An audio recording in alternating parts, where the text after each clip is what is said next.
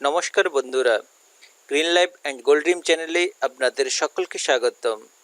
আজ আলোচনা করব মাইক্রোসফট ওয়ার্ডে আপনি কিভাবে বারকোড জেনারেট করতে পারবেন।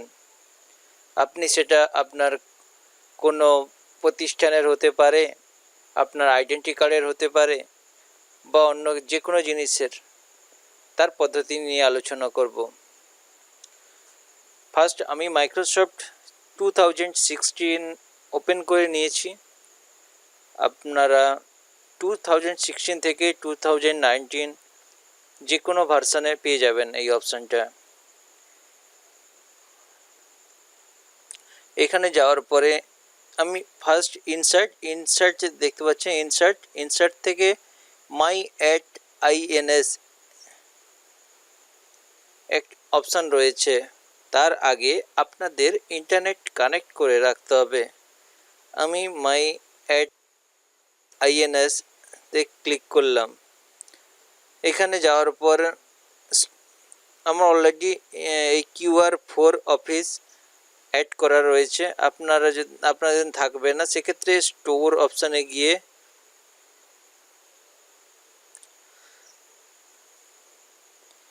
QR সার্চ করলে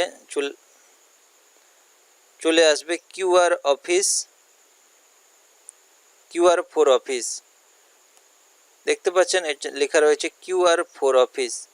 এটা আপনি অ্যাড করবেন। অ্যাড করার পরে আপনাকে কন্টিনিউ চাইবে, আপনি কন্টিনিউ করতে চাইছেন না ক্যান্সেল করবেন। কন্টিনিউ ক্লিক করলাম।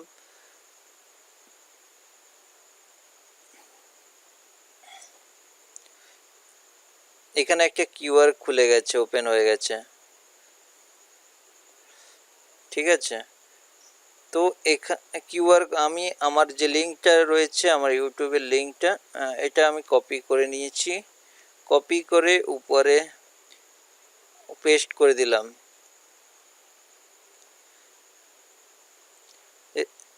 এই লিঙ্কটা QR ক্রিয়েট হয়ে গেছে। এটাকে আমি QRটাকে কোয়ালিটি কেমন, ছোট, small quality, medium quality, high quality create করে নিলাম, বাড়িয়ে নিলাম।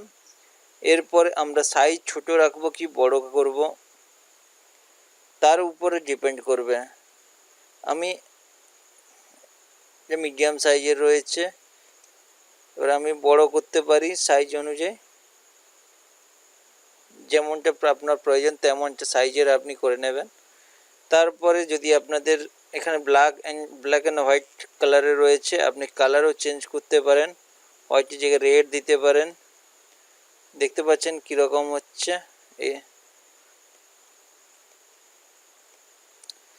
আপনি অন্য কালারও দিতে পারেন, তবে হোয়াইটটাই বেস্ট ছিল মনে হচ্ছে। আপনি অন্য কালার, গ্রিন কালার আমি ইউজ করছি।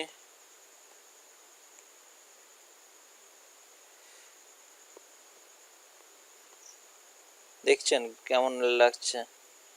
তো আমার মতে বেস্ট কালার। আর আপনি এই কালারটাও চেঞ্জ করতে পারেন, অন্য কোনো কালার দিতে পারেন। তো আপনি আমি ব্ল্যাক, আমি রেড দিলাম, রেড হয়ে গেছে। আপনি যেইভাবে আপনাদের পছন্দ মতো কালার দিয়ে আপনি বারকোড সেটিং করতে পারবেন। সেট করার পরে আমি ব্ল্যাক অ্যান্ড হোয়াইট করে নিচ্ছি পুনরায়।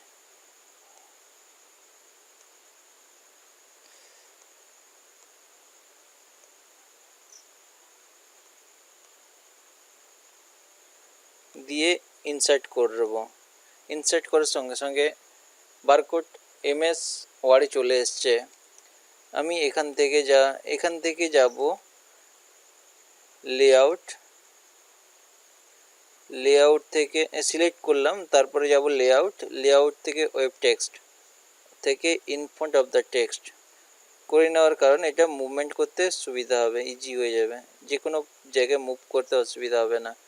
আর এইভাবে মুভ করে আপনি আপনার আইডি কার্ড বা কোনো লিঙ্ক ক্রিয়েট করার সময় বা প্রিন্ট আউট নেওয়ার সময় আপনার প্রয়োজন মতো এক পজিশানে সেট আপ করে আপনি তার প্রিন্ট আউট নিতে পারবেন। এবং এটি আপনি আপনার মোবাইল বা কোনো স্ক্যানার দিয়ে অতি সহজে স্ক্যান করতে পারবেন, কোনো অসুবিধা হবে না। তবে আজকের টিউটোরিয়াল এই পর্যন্ত। কেমন লাগলো আমাদের ছোট্ট এই টিপস কমেন্ট করে জানাবেন। ভালো লাগলে লাইক করবেন। আর আমাদের চ্যানেল যদি এখনও সাবস্ক্রাইব না করে থাকেন তাহলে সাবস্ক্রাইব বাটনটি দাবিয়ে পাশে থাকা ঘন্টিটি দাবিয়ে দেবেন আমাদের নিত্য নতুন আপডেট পাওয়ার জন্য। Thank you.